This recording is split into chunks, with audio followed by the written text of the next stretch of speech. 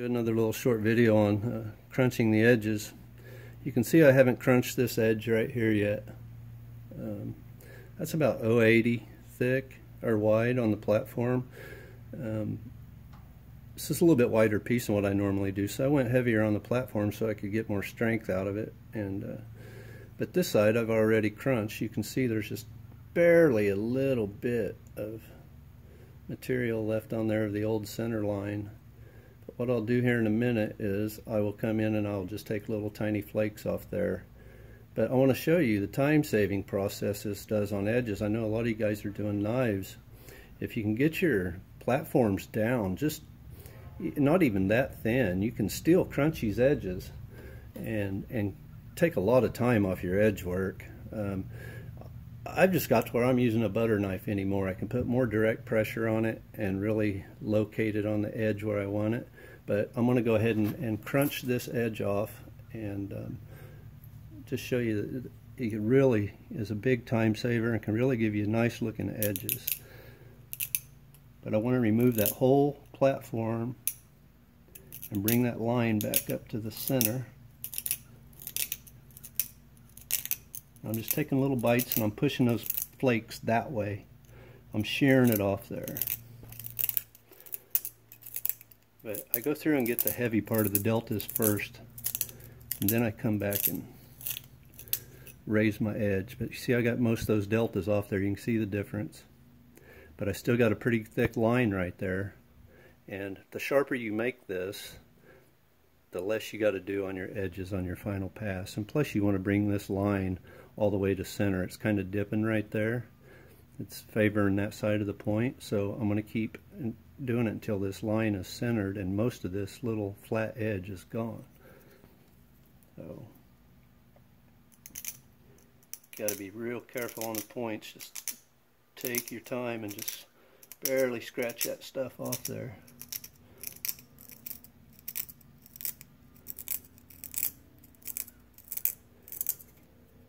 I like to try to get almost all of it gone. That is real close to right there.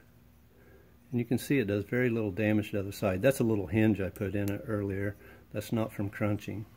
But I'm going to go ahead and finish this.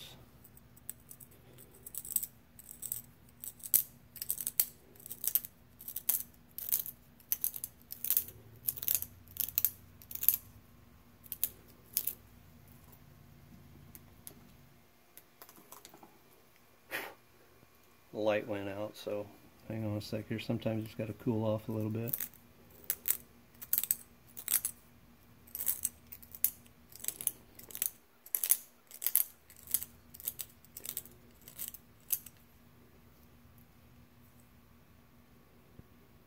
So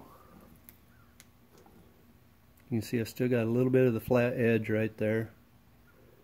That's what I want to keep working. I want to keep getting that off to where it looks like that, to where there's hardly anything and it's back into the center line.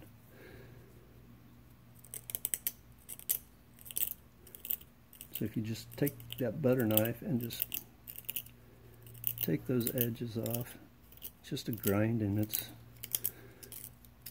works really good. But you can do this on thicker platforms, but the thinner the platform, the easier it makes it.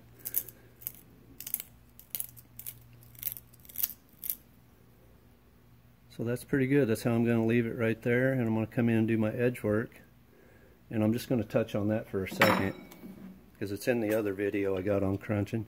But yeah, I just used my notching tool, and I just got a nice 90-degree flat surface there. And what I'm going to do is I'm going to come in. The remainder, my last row of flakes was taken on that side, so I'm going to flip that side down.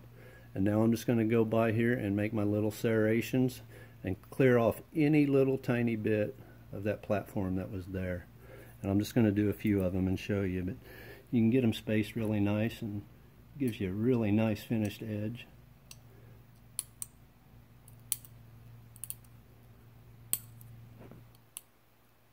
And you're taking little tiny flakes, but you put more down pressure.